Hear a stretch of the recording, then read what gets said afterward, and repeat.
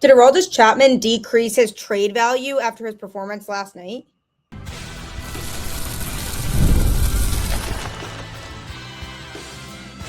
You are Locked On Red Sox, your daily Boston Red Sox podcast. Part of the Locked On Podcast Network, your team every day. Hello and welcome to Locked On Red Sox, your daily Boston Red Sox podcast. I'm your host, Gabby Maljanian, and today's episode is brought to you by Odoo. Great organizations win because operations matter, and that's why you should get Odoo. Try for free today at odoo.com/lockedon. That's odoo.com/lockedon. Happy Tuesday. Welcome to the show. And when we think about creative ways to lose games, this Red Sox team is the best at that. They would have the best record in baseball if they were playing for most creative and innovative ways to lose every single night, because honestly, this just gets to be so laughable at this point. Red Sox fell 3-2 against the Colorado Rockies last night. It really truly feels like this team is cursed. And on today's show, I'm going to be giving an update on a player you just may have forgotten about. Is Brayan Bello at risk of never pitching in a Major League game again? And is a certain key player losing his trade value? So you really cannot make this up. This was a game last night that was very much winnable and felt like it was won by the Red Sox, who were up 2-0 going into the 8th inning with their two most reliable relievers coming into this game in Garrett Whitlock and Aroldis Chapman. And neither one was reliable. The Rockies finished the game with 8 straight hits. 8 straight. 4 of those came against Garrett Whitlock, and 4 of those came against Chapman. And Whitlock got bailed out completely by his defense. A single hit to Cedar Rafaela, and the Rockies had a runner on second base who tried to score from second, and Rafaela, with his strong arm, was able to nail down the runner at home. So Whitlock got bailed out there. And then Connor Wong, who was doing the catching, was able to throw a guy out at second who was bouncing between second and third on the next play. So Whitlock got bailed out in his inning. Chapman was not so lucky. Chapman came into this game with the Red Sox, again, having a 2-0 lead, and he gave up 3 straight hits in the inning to load the bases with nobody out. Literally could not record a single out. And this was right after an 8th inning in which the Rockies ran into 2 outs on the bases with mental mistakes. So they kind of handed it to you. Going into the 9th inning with a 2-run lead, you feel safe with Aroldis Chapman pitching because of just how dominant he's been all season long. And it just felt like the game was going to be over, but the Rockies just kept rallying. 3 more singles in a row, which loaded the bases, including a single on what should have been a sacrifice bunt where Andrew Monasterio was slow to cover first base. That should have been an out, and it wasn't. So that in itself was tough. That ended up setting up a bases clearing hit, which Jarren Duran briefly misplayed in left field. So it ended up being a walk-off triple, cleared the bases. Duran bobbled it twice in the outfield, and ultimately the Rockies walked it off on that one hit. In the end, it was a 3-2 loss for the Red Sox with 8 straight hits to end the game for the Rockies. The Red Sox then fell to 31-45 on the season, which is tied with this Rockies team and with the San Francisco Giants for the fewest wins in Major League Baseball. You really cannot make it up. This was a game they needed to win. And Chad Tracy came in and explained the blown lead, and he credited the Rockies for their approach late in the game and forcing the issue. He said they just took good at-bats. There's not much else to it. Like you said, blowing 2-run or more lead in the 9th doesn't happen to us often. It hasn't happened all year. Those guys are tremendous at the back end. Give credit where credit's due. They put some good at-bats in the 8th, and I thought some good at-bats off Chappie. And Tracy did admit that Monasterio was a touch late covering first, but for the most part, he tried to keep it on what the Rockies did right at the plate more so than what his team did wrong to completely fall apart in that 9th inning.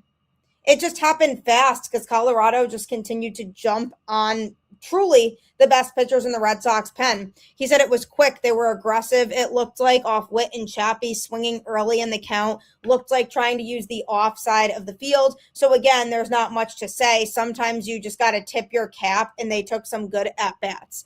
So as a result, the Red Sox are now 14 games below 500 on the season and 14 and a half games behind the Yankees in the AL East.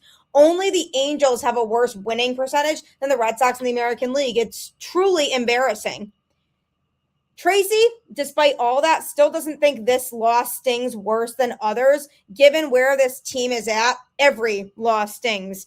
He said, I think regardless of if it happens late off Chap or if it happens early, they all sting right now. The guys are battling. Even today, like we had some good at-bats the first 2 innings and sent 9 hitters to the plate the first 2 innings. There was a lull in there, and we get the lead grinding for wins. So whether it happens late in the 9th or earlier in the game, they all sting. It doesn't sting any worse. So the Rockies rallied against Boston's best relievers, and Aroldis Chapman in this game struggled, particularly due to the fact that he is dealing with a lingering hamstring issue that he's been able to play through. And that could be catching up to him now. His last couple of outings, he hasn't been overly sharp, and this could be a result of the fact that he might need a little bit of a break. The Red Sox probably don't want to give him a break right now because he is the leading candidate at the trade deadline that is expected to go elsewhere. But the Red Sox don't seem to be having any conversations about maybe giving Chapman some time to recover from that injury. And granted, he went a while without pitching over a 2-week span. There really wasn't a lot of opportunities for him to go in for a save. So he could have just been not as sharp because of that. But this injury definitely could be catching up to him. It's possible. This was actually the first time this season that the Red Sox lost a game when leading after 7 innings, snapping a long streak of converted save opportunities. So Chapman had gone over 300 days without blowing a save, which is pretty impressive. So you have to wonder now, with all of this going on and the fact that Chapman struggled in this outing last night, what does that change in terms of his trade market? Because he is likely the most desirable reliever on the trade market. And since it looks like the Red Sox are more than likely going to be sellers at this trade deadline, Chapman has a lot of value and could give them a good return. Now, the problem is that because he struggled last night and now there's all these things coming out about how he's battling this hamstring issue, teams might be a little bit hesitant to trade for him. Contenders generally would be looking to acquire his historically elite and fresh arm for a playoff run because he has an exceptionally low ERA and limited wear and tear overall. His overall market demand remains extremely high. So that's promising, but his value could experience slight fluctuations due to his innings milestones because he has a $13 million mutual option for last season that automatically vests if he reaches 40 innings this year. Any poor outing could inflate his stats, but contenders generally do view him as a premium rental arm rather than being deterred by his 2027 option. With the Red Sox being well below 500, a lot of reports indicate that rival executives and fans are divided on whether a team should pay a massive prospect haul for an older reliever. And then there's his underlying metrics. While his ERA is fantastic, there are advanced stats that hint some slight regression for him, which is always possible as a pitcher gets older. You do sometimes see them start to regress because their arm doesn't have it as much. So that's something that needs to be considered because there are aspects of his game that aren't as strong as they used to be. For example, his velocity is down overall. His four-seamer velocity averages 96.8 miles an hour now. He will touch 100 on occasion once he's good and revved up. For example, that pitch where he gave up the walk-off triple in last night's game was a 100-mile-an-hour fastball. Not much you can really do about that. It just got hit. But He's generally hovering at about 2 miles per hour below where he was last season, which was already a good 2 to 3 miles per hour below the flamethrowers that he used to unleash on the regular about 10 years ago. So if you look at that, that could be a concern for a contending team, because they could say, well, is it too risky to trade for him because he's declining in his velocity? So is he not going to be as effective for us as he once was? Even though the velocity is down, the results have still been really good so far this year, nonetheless. And he's a really good option to close games in the postseason, given his experience. So that could get teams to still want to trade for him. The issue isn't as much getting a team to trade for him. The issue is, what is a team going to be willing to give up for Chapman? Because in general, with players that are as dominant as Chapman, I would say, wow, they could get a really good return for him. But in this specific case, because of the fact that Chapman does have the struggles with his velo and the fact that he's in a spot right now where this hamstring issue could become a problem moving forward, a team could look at the situation and say, well, I'm worried about his durability and his age because he is continuing to get older. So if we trade for him for the last couple months of the season to try to make a playoff push, is he going to be able to stay on the field for us? So if a trade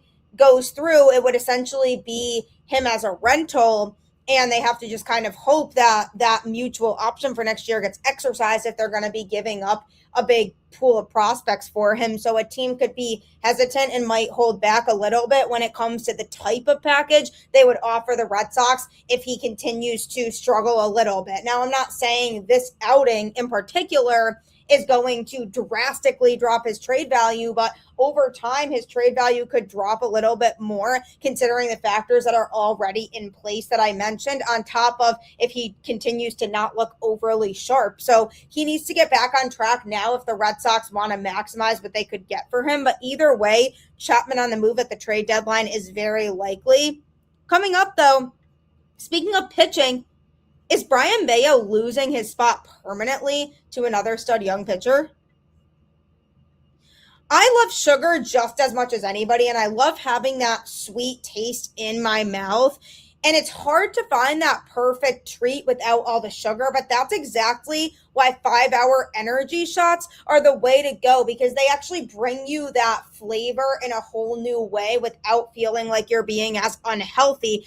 The cotton candy flavor is my favorite. It gives me that classic cotton candy taste, but with a tasty caffeine boost and also zero sugar. It's a quick and easy way to satisfy that sweet craving while keeping things both simple and on the go. I personally always loved cotton candy, but I know I can't be eating sweets all day. So this is exactly the alternative for that. Bring on the sweetness with cotton candy 5-hour energy shots. Available online now at 5hourenergy.com or on Amazon.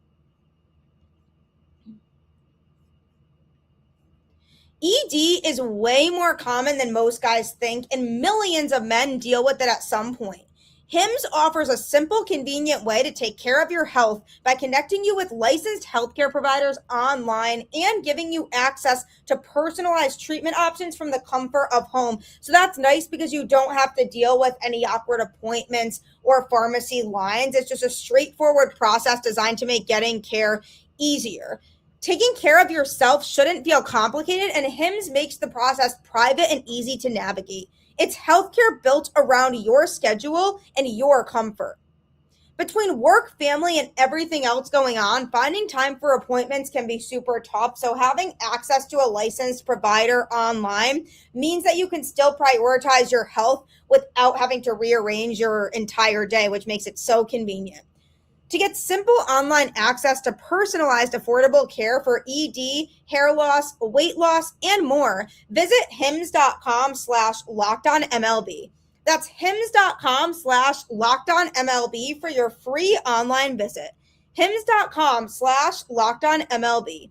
Prescription required. See website for details and important safety information. Sildenafil is the generic version of Viagra. Viagra is a registered trademark of Viatris Specialty LLC. HIMS is not affiliated with or endorsed by Viatris.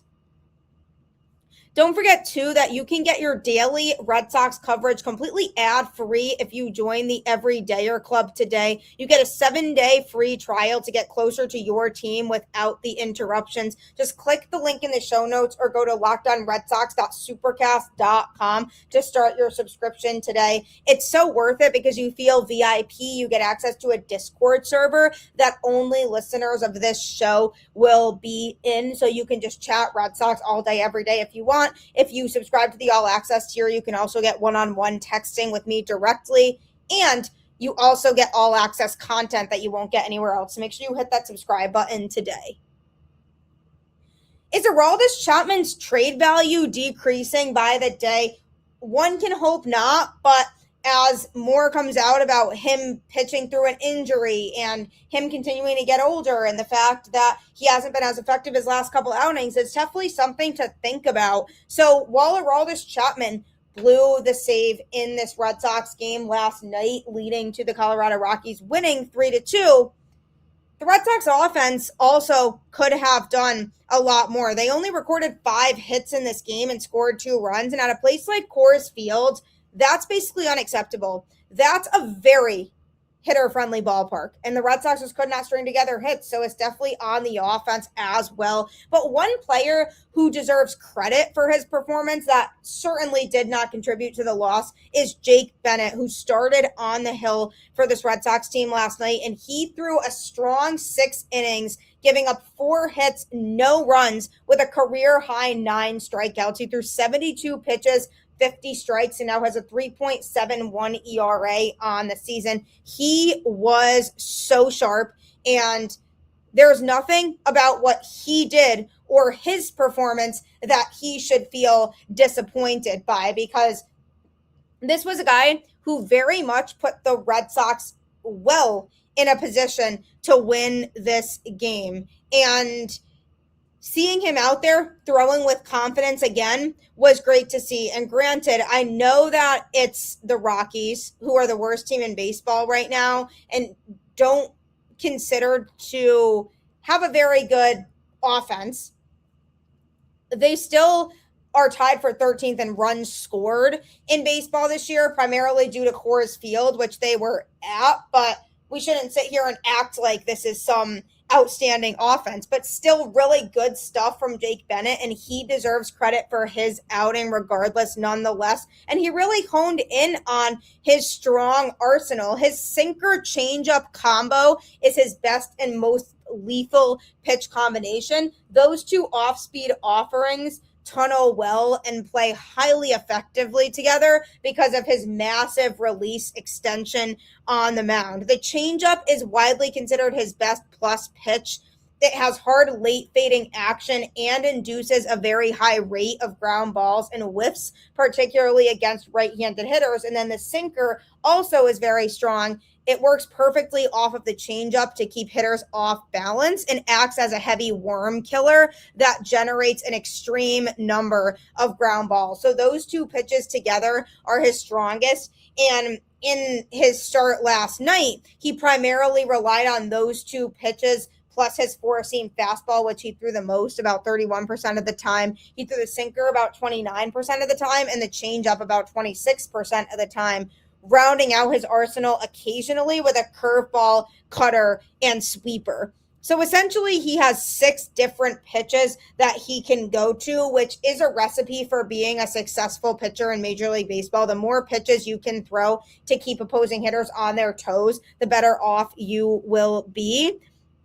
The combination of his sinker and changeup heavily drove his ground ball tendencies during his outing. He did get an over 50% ground ball rate, so he was just giving up a lot of weak contact. So what he's shown us during his time with the Red Sox so far, albeit super short and not a big sample size, is impressive stuff. He has a good arsenal, and if he's hitting on his off-speed pitches, he's going to have a good outing. And the Rockies hitters were just not reading him well, and they were not hitting him. So he deserves a lot of credit for his outing, and it's so disappointing that he couldn't get the win in that game because he pitched an absolute gem and deserved to get the win. But again, it goes back to the Red Sox just finding creative ways to lose and not being able to consistently win baseball games. And here we are again, and they dropped another one. And Jake Bennett, that's nowhere close to his fault. So he deserves a lot of credit for what we saw from him in this game. And he's pitched very well overall so far for the Boston Red Sox, so much so that the question deserves to be asked of, is Brayan Bello ever going to pitch in a Major League Baseball game again? Because based on how Bennett's been pitching, it's hard to justify putting Brayan Bello back in the rotation. He hasn't been overly sharp in Worcester either so far. Granted, he's only pitched for the Blue Sox a couple times this year, but overall, he hasn't really shown this level of dominance in AAA to the point where the Red Sox could be confident calling him back up. Now, Garrett Crochet still on the injured list, probably a ways away still from returning. But with him potentially coming back, Patrick Sandoval, who the Red Sox are trying to slowly build up to being a starter, he's scheduled to throw about 55 pitches today for the Blue Sox, so about 5 innings or so based on where he is at after 55 pitches, and then they'll just keep building him back up until he's ready to be a starter for the Red Sox. So if that time comes in the next couple weeks and they bring Patrick Sandoval back to throw in this Red Sox rotation, then somebody's going to have to go down to AAA. And how do the Red Sox justify sending Jake Bennett down if he's been super dominant? Because then you have Connolly Early and Peyton Tolley, who have started to struggle a little bit as of late. They've both generally still been good and been effective. Connolly Early had a really good outing in his last start against the Mariners, but how do you realistically justify sending down Jake Bennett if he's out pitching those two? So that's just an example of something that could be a hard decision for the Red Sox to make when it comes to their rotation, because Connolly Early was a guy that started the season in the rotation. They pictured him being a key piece of the puzzle for years to come. Then you have Peyton Tolley, who started the season in AAA, but got called up shortly after that due to injuries. So the Red Sox believe in the stuff that both of those guys have, but if Jake Bennett's pitching better than the two of them, and the Red Sox want to try to put themselves in positions to win games when they can, Jake Bennett may not be the guy they send down if they do truly want to make room for Patrick Sandoval in the rotation, and they don't want to put him in a long relief type of role. Then there's Garrett Crochet and his eventual return. Somebody's going to have to go back down, but that still doesn't leave room for Brayan Bello, because if Brayan Bello was pitching really well in Worcester right now, and the Red Sox said, okay, we're going to give him a couple more starts in Worcester, if he's super dominant and he pitches with no problems at all, then we can maybe reevaluate and say, okay, we can bring him back up to the Major League team, because obviously he's showing that he's capable of pitching well again at that level. So then they call him back up and they could send Jake Bennett down. But what's going on right now is that Jake Bennett overall has been highly effective in his outings for the Red Sox this year. And Brayan Bello, when he's starting games, has not provided that same thing. And Brayan Bello with an opener was a significantly better pitcher, but obviously the Red Sox see him as a starter and he sees himself as a starter. So the biggest thing moving forward is going to be, do the Red Sox continue to work Brayan Bello into a starter role again? And if he ends up coming back up to the Major League team and being a starter, that's tough to send Jake Bennett back down if he's delivering with the better stuff. So the more Jake Bennett performs well, the harder of a decision it's going to be for the Red Sox to decide if they want to bring Bello back up to the Major League team, because they can't just expect that things are going to automatically turn around for Bello and that they could bring him back up and they're going to start winning games with him. Whereas Jake Bennett, as of late, has proven that he can be very effective, especially with those off-speed pitches. So he's making it a hard decision for Boston. It's tough because Brayan Bello was extended. The Red Sox have him for a few more seasons. They've always seen him as a starting pitcher. So I do think they'll do what they can to get him back into that rotation at some point. But it'll be a really difficult decision for them to make if Bennett continues to dominate. So there are still uncertainties when it comes to the starting rotation and what it could look like at the end of this season. Do they use Patrick Sandoval as a trade candidate? That could be kind of hard just because of the fact that he's been hurt. So the trade value isn't necessarily there like it may be for some other players. Garrett Crochet, is he going to end up missing the rest of the season, or are they going to bring him back at some point? And then who do they take out of the rotation in order to make room for Garrett Crochet? So lots of questions still to be asked. But either way, Jake Bennett is an exciting young pitcher that the Red Sox traded for this offseason, basically a prospect for prospect swap. There were aspects of Jake Bennett that they really liked, including his swing and miss ability, which is something Chad Tracy also had highlighted. That was a really strong aspect of Jake Bennett's game when he was in Worcester. So this is a kid with really impressive stuff. And if he continues to pitch at a really high level, I don't know what the Red Sox are going to end up doing with Brayan Bello, but it's definitely a good problem to have that the Red Sox have some exciting young pitching, because these are the guys who hopefully are determining the future. Coming up, though, I'm going to be giving an update on a guy you may have forgotten about that the Red Sox were hoping would be part of the future.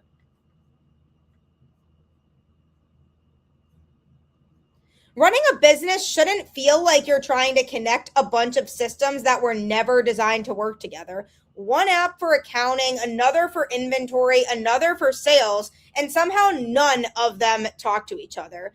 That's exactly where Odoo comes in, because it's an all-in-one business management software that brings every part of your business together in one powerful platform. So it's essentially organizing everything so that you can keep it all in one place and not feel like you're all over the place. And the best organizations know that success isn't just about talent. It's about having everyone working toward the same goal. And that's true in sports, just like it is in business. Our organization here, the Locked On Podcast Network, all came together for the 10-year anniversary special. Everybody's celebrating 10 years of Locked On and doing 10 lists and ranking top 10 players or top 10 moments, you name it. Everybody came together and had top 10 episodes. And it truly was a coordinated effort across the entire organization that made it successful. And great organizations win because operations matter. And that's why you should get Odoo. Try for free today at odoo.com/lockedon. That's odoo.com/lockedon. It's a great way to keep everything organized and consolidated in one place. So that way, then you're not bouncing from file to file and feeling like your life is all over the place at work. So it could be an absolute lifesaver for you and your business. The Red Sox lost another game last night, this time against the Colorado Rockies, who, by the way, are the worst team in baseball. Those are teams that they've just got to be a team like that is very beatable, and the Red Sox could not win the game, a game that they had won. They were up 2-0, and then in the 8th and 9th innings, the Rockies just strung together hits against the Red Sox best relievers and got it done. And while there were not many things to be excited about in this game, Willson Contreras once again came through with an RBI hit for this Red Sox team.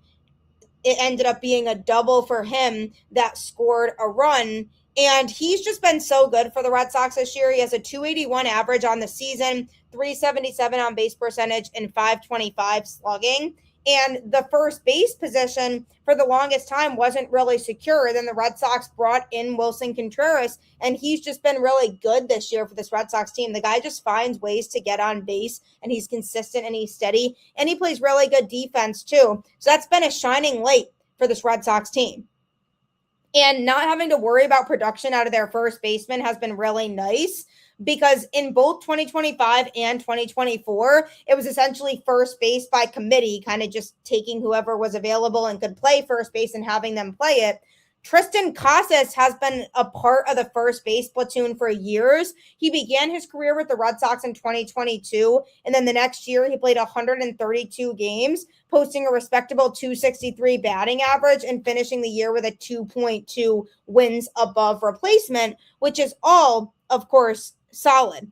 But it's all been downhill for the 26-year-old since that 2023 season because he's just been unable to stay healthy. He's just dealt with injury after injury after injury. And it's been really unfortunate because I don't think we really have been able to truly see what Triston Casas can do fully at the major league level. And people definitely have been hoping for and wanting to see that version of him. In 2024, he played just 63 games as a torn cartilage in his rib cage sidelined him for most of the season. And then last year, he had his season end in the first week of May when he suffered a serious knee injury. Casas once again hurt himself this offseason after finally recovering from the torn tendon in his knee. He is yet to make his season debut, now nearly 3 months removed from an abdominal strain suffered in early April. And it's been all quiet on the Casas front while the Red Sox stumbled through the first half of the season. But yesterday, there was a rare development in his recovery. It was reported that Casas is making his way through the early stages of a hitting progression, which would be hitting off a tee and soft toss. The next step in his recovery after that would be facing live pitching.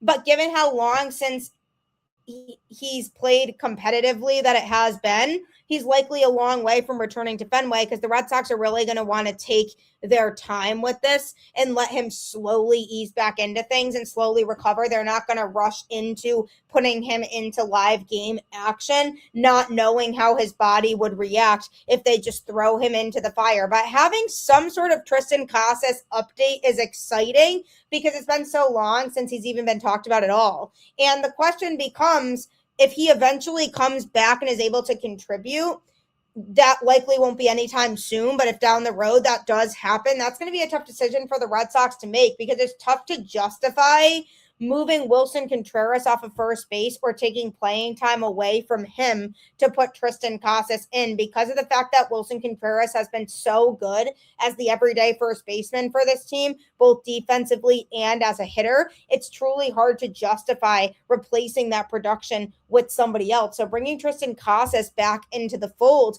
would be a tough sell for the Boston Red Sox. But if they don't bring Triston Casas back into the fold at first base, what kind of role would they use him in? Because they already have too many players that are kind of filling the role of DHing if they're not playing in the field that day. So if they put Triston Casas in the game as an everyday DH on this roster, then they're looking at a situation where other players are going to be losing playing time. And it's hard to take that risk of somebody else losing playing time for a guy who just has not been around it for that long, because ultimately a guy who hasn't been around it for that long, and when he has been around it, it's been a while since he has been that type of player. You don't really know how he's going to come back and perform. And genuinely, when you look back on Triston Casas' career so far with the Boston Red Sox, it's been a pretty small sample size because of how much time he's missed due to the injuries. So this is a tough situation because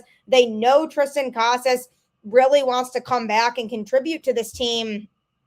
But as of right now, there's not officially a spot for him because of how well Willson Contreras has been playing. And there's been rumblings about the Red Sox trading Contreras at the trade deadline, but that feels risky to me because then they're kind of stuck in the boat they've been in the last couple of years when it comes to the first base position and not really having somebody steady to play that position. So it'll be interesting to see where they actually fit Triston Casas in upon his eventual return, and if he is going to be somebody that the Red Sox see making an impact this year or not. But some sort of update was kind of refreshing because it had been a long time since I had heard Triston Casas' name. So we'll see how things go there. But thank you so much for always tuning in to Locked On Red Sox and making it your first listen of every single day.